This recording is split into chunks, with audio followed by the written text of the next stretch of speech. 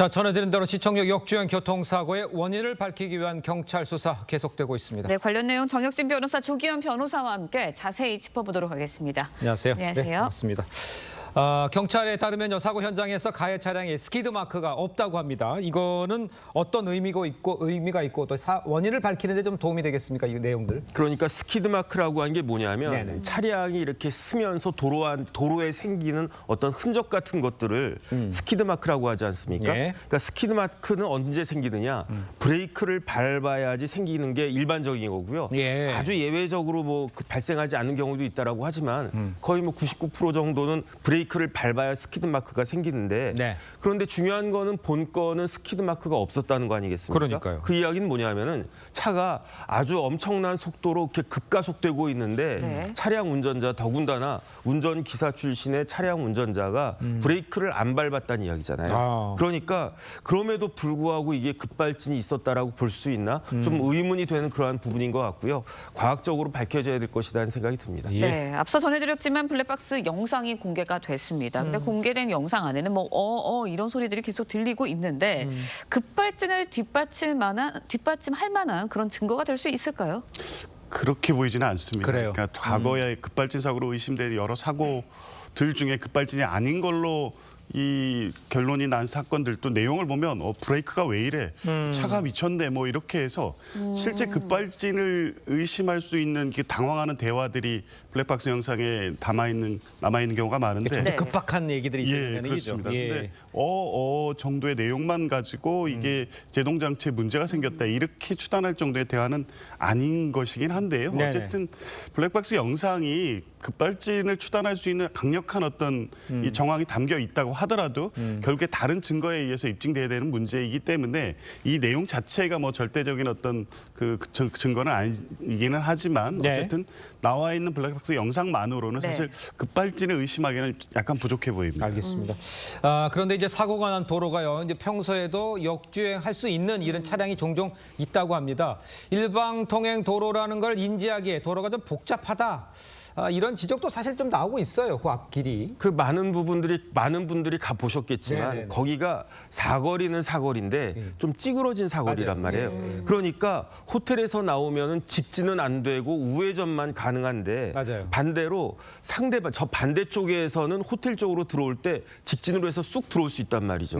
그러니까 처음에 호텔에 거기에 이제 익숙하지 않은 사람 입장에서는 차가 이쪽으로 들어오니까 나도 저쪽으로 갈 수 있겠네라고 생각을 할 수도 있고요. 그다음에 실제로 2005년까지는 예. 그게 사거리가 일방 통행이 아니었기 때문에 호텔에서 그 직진으로 갈 수 있었는데 그게 이제 바뀐 지가 한 20년 가까이 됐다는 거죠.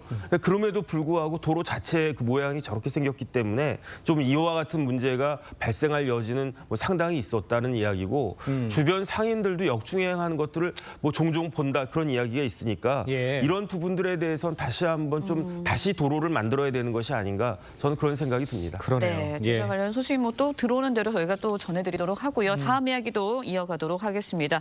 손흥민 선수의 아버지도 손웅정 감독 아동학대 혐의로 고소당하면서 논란이 됐었는데 이틀 전에 검사의 조사를 받은 것으로 전해졌습니다. 사건이 이제 재판에 넘겨질지 이 여부에 굉장히 관심이 쏠리고 있습니다. 어떻게 예상하시나요? 욕설을 하는 등의 언어적 폭력이 있었다는 것 그리고 네. 신체적 체벌 형식의 폭행이 있었다는 것은 부인하지는 않는 것 같습니다. 그렇다고 하면 이거는 아동복지법상의 아동폭력에 해당될 가능성이 높고요. 예. 손흥정 감독은 이제 사랑이 전제되지 않은 언행은 없었다고는 하지만 네. 아동학대 예방 캠페인의 슬로건이 사랑의 매는 없다입니다. 그러니까 그 내심에 있어서 정말 사랑과 올바른 성장을 전제하고 했다고 네. 하더라도 그게 네. 신체적, 정신적 발달에 저해가 되는 행위로 나타났다고 하면 예. 아동 학대 자체를 피할 수는 없을 것 같은데 지금 드러나고 있는 여러 가지 정황상 이제 네. 기소가 된다고 하더라도 실제 이 참작할 수 있는 여러 가지 요소들은 좀 있어 보입니다. 예, 알겠습니다.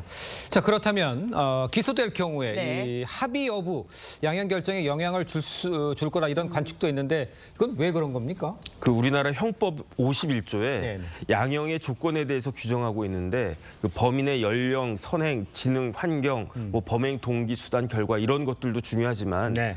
피해자의 관계도 봐야 된다고 되어 있고요. 그다음에 범행 범행 후의 정황도 봐야 되는데 합의했다라고 하는 것은 본인의 그 범행에 대해서 행위에 대해서 반성한다는 뜻 아니겠습니까? 예. 그다음에 피해자가 합의한 경우에는 대개 처벌 불원서도 내주니까 이런 것들을 종합적으로 봤을 때 양형에 있어서 이와 같은 케이스에 있어서는 제일 중요한 것이 피해자와의 합의다 이렇게 볼 수 있을 것 같습니다. 그렇군요. 네, 알겠습니다. 이번에는 농구 선수 허웅 씨 이야기도 해보도록 하겠습니다. 예. 허웅 씨 전 여자친구가 협박을 했다 해서 고소를 했는데 전 여자친구도 맞고소를 했어요. 예, 그렇습니다. 허웅 씨가 A 씨를 처음 고소했을 때 공갈미수 협박 스토킹 방지법 위반 또 마약류관리법 예. 마약을 했다고 해가지고 고소를 했죠. 네. 처음에 이제 허웅 씨의 얘기가 일방적으로 전해졌을 때는 허웅 씨가 일방적 피해자가 아닌가라는 정도의 예. 의심이 들었었는데 실제 A 씨가 변호사를 선임해서 적극적으로 대응하면서 일일이 반박하고 있습니다. 그러니까 공갈미수도 홧김에 것이고 예. 협박 이런 것도 상호간에 있었던 것이고 또 마약도 과거에 어떤 그런 비슷한 경험이 있긴 하지만 예. 허웅 씨를 만나는 동안에 마약류를 투약한 적은 없었다 이러면서 반박을 하고 있고 또 예. 그에 부합하는 또 일부 대화 메시지도 공개되고 있습니다. 예. 수사 결과는 좀 지켜봐야 될 것 같습니다. 알겠습니다. 네. 자, 일단 그 허웅 씨 사생활 논란이 지금 커지면서 이번에는 이 허 씨의 팬 서비스까지 비판을 받고 있다. 이건 무슨 내용입니까? 그러니까 팬과의 SNS 메시지가 공개된 것 같은데요. 예. 그러니까 어떤 팬이 선물을 줬는데 허웅 씨가 그 선물이 별로 마음에 안 든다 이렇게 불평하는 거. 그다음에 선물 갖고 왔다 그러니까 그냥 두고 가라 이런 식의 메시지가 공개가 된 것 같은데 예. 이거는 아무리 마음에 안 드는 선물이라고 해도 선물 받는 사람의 태도는 아니지 않느냐 이런 문제가 있는 거 아니냐 이런 문제 제기인 것 같은데 예. 이러한 SNS 메시지가 지금 뭐 얼마 전에 있었던 것도 아니고 2년 전 메시지거든요. 아. 그러니까 이제 허웅 씨 스캔들 이런 이야기들이 나오니까 별게 다 이제 나온다 그런 생각이 들고 그만큼 허웅의 인기가 높았던 거고 그만큼 허웅에 대해서 많은 분들이 실망하고 있는 것이 아닌가 하는 생각도 듭니다. 그러네요. 네. 알겠습니다. 두 분 말씀은 여기까지 듣겠습니다. 고맙습니다. 고맙습니다.